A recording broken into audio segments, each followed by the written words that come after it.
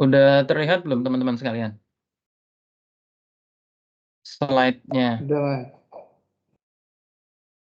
Nah, sore ini saya akan sedikit sharing ya. Mungkin nanti ada sedikit diskusi aja terkait dengan visualisasi data menggunakan dashboard. Jadi memang secara umum untuk menampilkan suatu data, terutama bagi para manajer itu menggunakan dashboard. Dashboard bukan dashboard mobil ya teman-teman sekalian. Jadi ada semacam tampilan atau cara menampilkan suatu data agar lebih ringkas dan lebih mudah dipahami. Oke. Nah, sebetulnya tujuannya apa sih? Kita itu kenapa harus menampilkan suatu data agar lebih mudah dipahami? Yang pertama yaitu mempresentasikan informasi. Jadi kalau teman-teman sekalian tahu ya, mungkin kalau kita ngelihat tabel Excel lah gampangnya, tabel Excel yang mungkin teman-teman bisa temui juga di aplikasi Omspan ya, mungkin data realisasi misalnya. Di situ kan ada nomor, ada tahun, ada bulan, ada rupiah, kemudian ada satkernya, ada akunnya, dan seterusnya. Nah, itu kalau kita ngelihat tabel, apalagi jumlah transaksinya yang ribuan barangkali, mungkin puluhan ribu, ratusan ribu record, atau ratusan ribu baris, maka kita akan susah ya, apa istilahnya, mengklaster data-data itu gitu ya. Misalnya data realisasi di Satker A tahun 2021, belanja barangnya berapa, belanja modalnya berapa, seperti itu. Nanti kalau berupa tabel kan agak susah ya kita untuk mengklasternya dan belum bisa menganalisanya dengan lebih mudah. Nah, inilah gunanya menampilkan atau memvisualisasikan data agar lebih mudah dipahami. Kemudian yang kedua yaitu untuk membantu eksplorasi data. Jadi dengan menampilkan data secara lebih ringkas, lebih mudah dipelajari, maka kita akan lebih mudah untuk mengeksplorasi data tersebut. Misalnya, kita ingin mempelajari terkait dengan ritme belanja dari satuan kerja. Jadi misalnya ingin mempelajari tren belanja barang dari Satker A dari dalam kurun waktu 5 tahun terakhir misalnya. Nah, kita bisa menampilkan data itu dengan data visualisasi yang lebih mudah dipelajari, lebih mudah dipahami. Jadinya akan lebih memudahkan kita untuk melihat tren atau ritme dari belanja satuan kerja tersebut, misalnya seperti itu ya. Kemudian yang ketiga, salah satu metode untuk analisis data. Jadi dengan menampilkan data yang ringkas dan mudah dipelajari, mudah dipahami, maka kita akan makin mudah ya untuk menganalisis data tersebut. Seperti itu gambarannya. Nah, sebetulnya dari tadi kita ngomongin data itu apa sih sebetulnya? Jadi data itu kalau menurut KBBI ya, yaitu kumpulan keterangan atau fakta mentah yang dapat berupa kata-kata, angka, simbol, bahkan mungkin bisa juga video, bisa gambar yang diperoleh melalui proses pengamatan atau pencarian ke sumber-sumber tertentu. Jadi memang di sini ada peran dari data miner ya, yang kemudian data tersebut diolah ke dalam bentuk yang lebih kompleks atau disimpan dalam suatu media penyimpanan yang lebih kompleks, yaitu database, kemudian informasi ataupun solusi untuk masalah-masalah tertentu. Jadi informasi-informasi tersebut disimpan di database yang selanjutnya bisa diolah, bisa dipelajari, bisa diklasterisasi, dan kemudian ditampilkan untuk mempelajari suatu permasalahan tertentu atau mungkin menganalisis suatu kejadian, bisa juga sampai memprediksi kejadian di masa yang akan datang. Nah, ini apa namanya, eee, untuk memvisualisasikan data tersebut, saat ini banyak sekali tools atau, kalau untuk mengolah, eee, data, perangkat lunaknya itu sudah banyak sekali ya dari Power BI, kemudian Google Data Studio. Nah, itu, sudah jamak ya, maksudnya sudah banyak banget yang ada di saat ini. Jadi teman-teman mungkin nanti bisa mencoba, menggunakan salah satu tools itu untuk mempelajari, bagaimana sih cara memvisualisasikan data.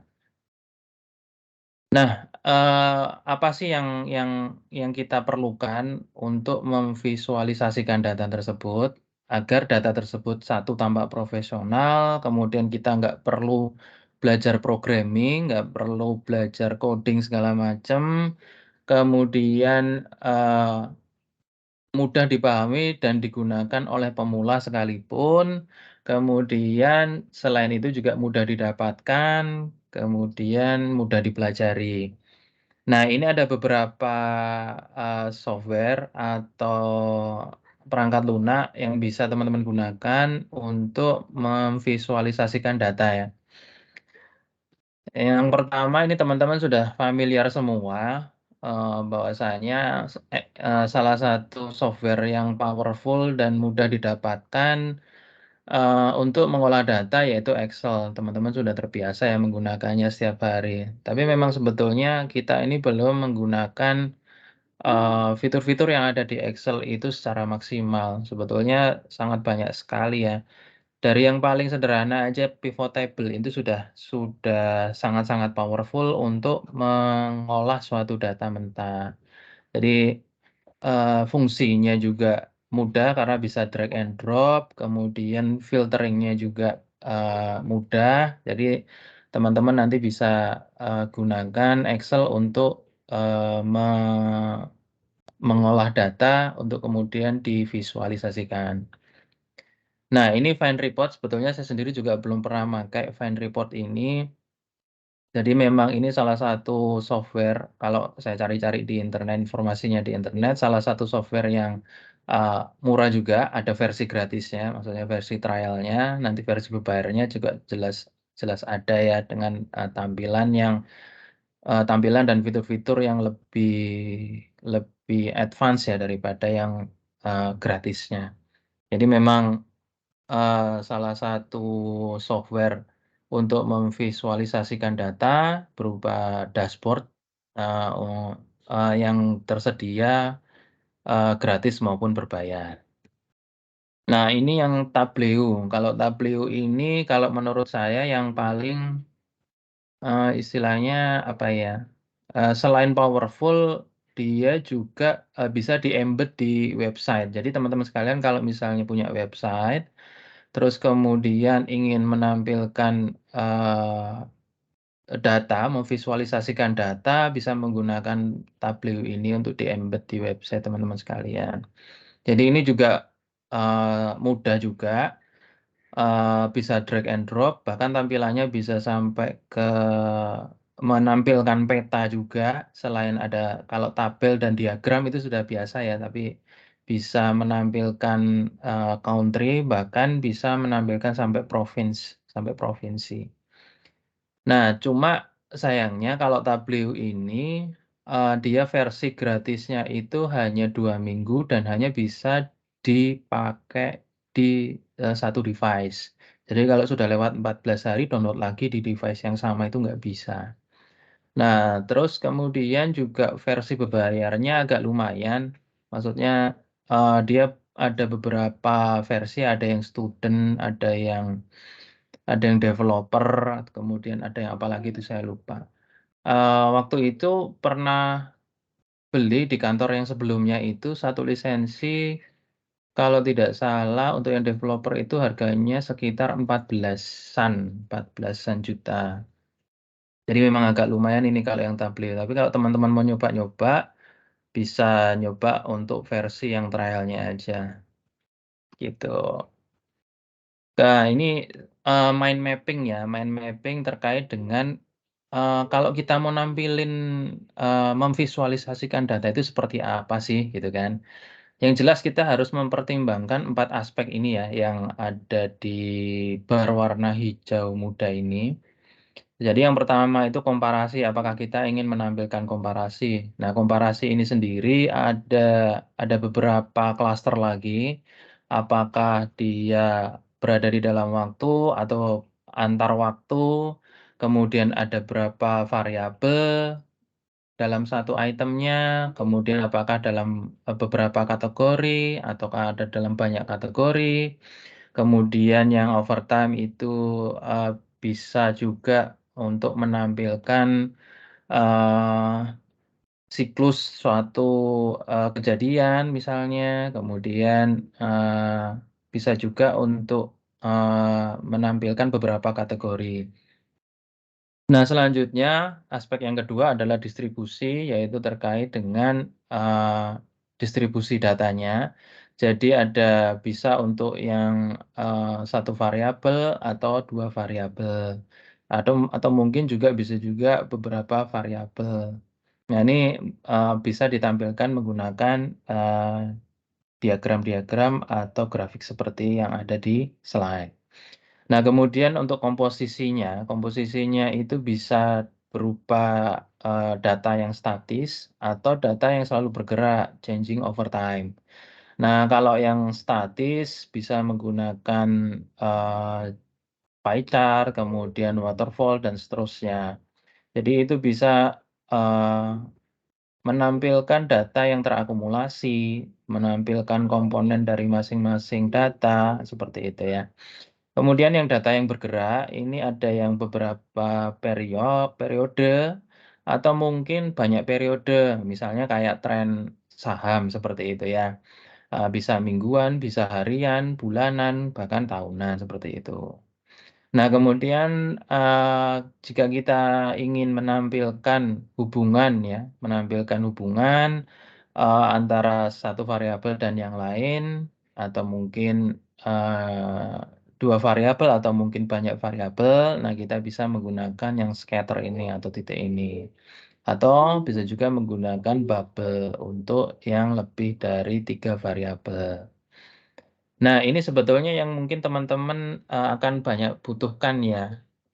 Kadang kan kita menemui, kendala, saya ingin menampilkan data ini, kira-kira, eee, bentuk diagramnya itu pakai yang mana ya, gitu. Nah, sebenarnya itu ada istilahnya, ada best practice-nya ya, istilahnya kalau ingin menampilkan data ini, menggunakan diagram yang ini, ya seperti itu. Karena kalau membandingkan, data yang, kita ingin, menampilkan perbandingan, itu nggak mungkin kita akan memakai pie, karena pasti akan susah kan. Nah, seperti itu. Nah, ini ada beberapa, tips ya, jenis-jenis cara memvisualisasikan data. Jadi misalnya kayak tujuannya hanya menonjolkan satu variabel, nanti bisa ditampilkan dengan, satu nilai itu menggunakan grid, menggunakan pie, atau menggunakan batang. Kemudian peringkat bisa batang, bubble, slope, kemudian lollipop, atau mood dot. Ini kayaknya sebagian besar ini, bentuk-bentuk diagram ini ada di, Excel juga ada, kemudian di Tableau hampir semuanya ada. Eee Di PowerPoint memang terbatas sih, grafiknya ya, jadi, memang, kalau memang, software yang untuk memvisualisasikan data itu jelas jauh lebih lengkap, istilahnya grafik-grafiknya itu lebih lengkap. Kemudian selanjutnya untuk menunjukkan 2 variabel atau lebih, bisa pakai kolom ganda. Ini teman-teman sering pakai ya, mesti kolom ganda ini. Kemudian yang berlawanan, slope, dot plot, double point, small multiplies. Kemudian membandingkan dengan nilai tertentu, misalnya perbandingan antara, produk A dengan produk B, seperti itu misalnya. Kemudian komparasi antar kategori. Nah, selanjutnya untuk menampilkan hasil survei, nah, seperti itu ada jenis-jenis grafik yang cocok. Kemudian, proporsi bagian dari jumlah total, perubahan nilai pada suatu variabel, simpangan atau deviasi. Nah, ini mungkin teman-teman yang ingin menampilkan data deviasi satker lingkup KPPN Tanjung Redap. Nah, ini pakai deviation, pakai area, pakai bar ataupun kombinasi. Kemudian bisa juga untuk menggunakan teks sebagai data utama ya. Word cloud ini mungkin yang teman-teman kalau pernah ngikutin pelatihan, kemudian di situ ada kuisnya. Apa yang terlintas di pikiran Anda jika mendengar kata ini? Sebutkan dalam satu kata misalnya. Nah, nanti di situ diminta untuk mengetik, nanti yang pemilihnya paling banyak, dia akan hurufnya itu paling gede gitu loh, fontnya itu paling gede, nah, kayak gitu misalnya. Kemudian menampilkan perubahan nilai dari waktu ke waktu atau tren. Nah, mungkin itu teman-teman sekalian terkait dengan bagaimana sih visualisasi data, bagaimana kita sebelumnya memang ada langkah-langkah sebelum memvisualisasikan ya. Jadi ini sebagai awalan bagaimana sih kita bisa menampilkan suatu data jika kita suatu saat diminta ya untuk menampilkan data, untuk menyajikan data. Nah, itu kurang lebih gambarannya seperti itu, tujuannya, kemudian caranya, menggunakan tools-nya apa. Jadi teman-teman nggak usah, apa istilahnya, nggak usah bingung-bingung ya, milihin, kemudian mengklaster. Nah, itu sekarang sudah ada tools-nya. Nah, tinggal kita mempelajari tools-nya atau alatnya untuk memvisualisasikan data yang dibutuhkan. Mungkin itu. Terima kasih atas perhatiannya. Barangkali ada yang ingin disampaikan atau ingin didiskusikan, dipersilakan.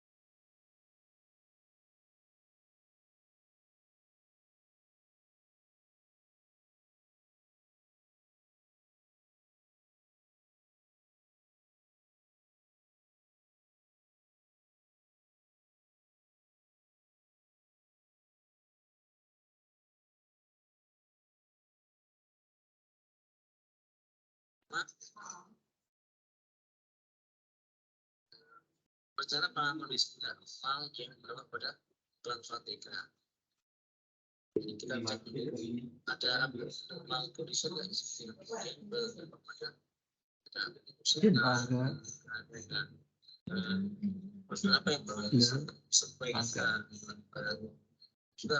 Nggak ada ya?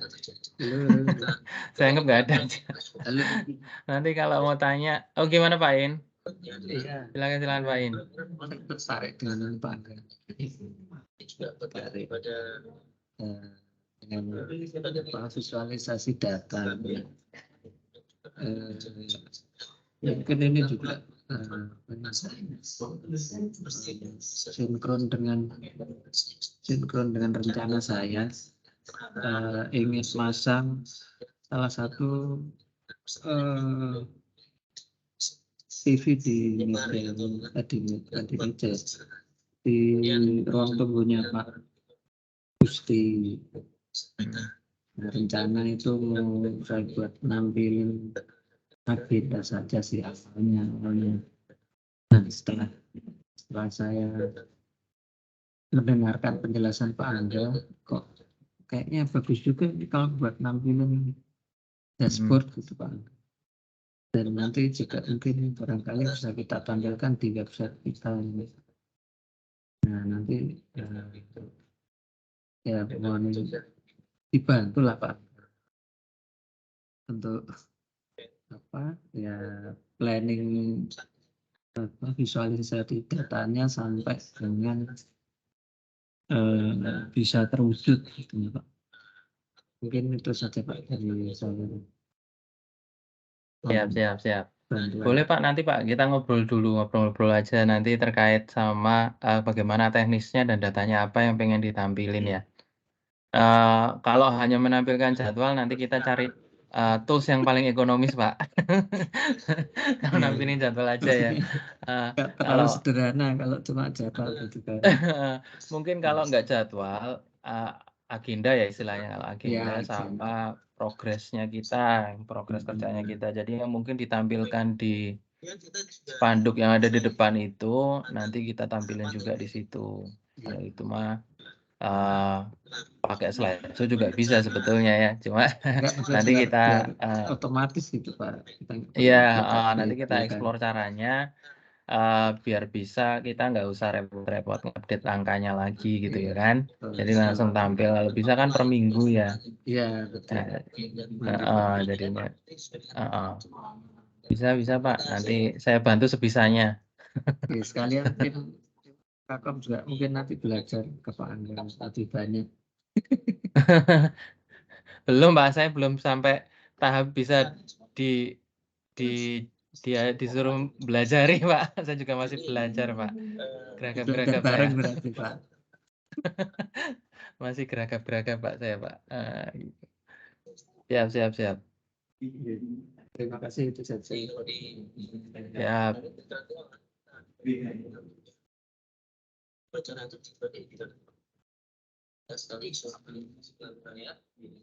Ada lagi? Mungkin baru jam 3 tapi nggak apa-apa wes. Kayaknya biasanya yang lain lama gitu ya, sejam, ini kok cuma setengah jam gitu kan, nggak enak juga. Bisa jadi jurisprudensi Mas ya. Pada tertarik. Kenapa Mas? Dijadikan jurisprudensi, jadi bisa cepat selesai untuk. Oh gitu ya, benar. Sip. Oke. Nganu aja jurisprudensinya karena apa namanya double zoom dengan kegiatan lain, jadinya takut mengganggu. Karena ini kan bareng-bareng nih banyak nih acaranya MKB juga ya kan. Sama Digipai 1 Pak, bareng juga nih. Nah kan, makanya saya yang mengganggu ini, saya mengganggu acara bapak-bapak sekalian ini sebetulnya. Oke, mungkin itu aja ya Pak Zul, mohon izin teman-teman sekalian, Pak Indra, bapak-bapak yang lain dan ibu-ibu, mbak-mbak juga, mungkin sedikit yang bisa saya share, tapi sedikit dari kami semoga bermanfaat juga. Mungkin suatu saat bisa bermanfaat bagi teman-teman sekalian karena saat zaman sekarang ini apa-apa pimpinan itu nggak mau disajikan tabel, maunya dashboard seperti itu. Kayak kemarin teman-teman lihat di grup Kaltim itu ya, Pak Kandul itu kan bilang apa, mintanya data itu disajikan seperti kayak punya Mas Daru itu kan yang disajikan sama Mas Daru. Nah itu kan salah satu model dashboard juga sebetulnya, walaupun dia berupa apa istilahnya kayak PPT apa PDF seperti itu. Tapi kan data yang ditampilkan itu ringkas karena pimpinan itu nggak mau lihat tabel, lihat data yang angkanya banyak, angkanya jelimet. Syukur-syukur itu malah sudah ada tabel, kemudian ada rekomendasinya seperti ini Pak, A, B, C, dan seterusnya seperti itu. Jadi alangkah baiknya kalau kita mulai dari sekarang ya sedikit-sedikit lah mulai mempelajari terkait dengan bagaimana memvisualisasikan data itu. Kemudian mempelajari bagaimana sih cara mengolah data. Kemudian bagaimana menyajikan data itu agar mudah dipahami. Ya syukur-syukur bisa ngasih rekomendasi. Kemudian bisa ngasih saran juga. Nah, jadi kita akan punya skill tambahan ya sebagai data analitik, kemudian bisa juga sebagai data engineer. Jadi kita punya portofolio bahwasanya kita bisa mengolah data. Mungkin itu dari kami, kurang lebihnya mohon maaf bila ada kata-kata yang kurang berkenan, sikap yang salah. Terima kasih atas perhatiannya. Wabillahi taufiq wal hidayah. Wassalamualaikum warahmatullahi wabarakatuh. Waalaikumsalam. wabarakatuh. Langsung bubarkan.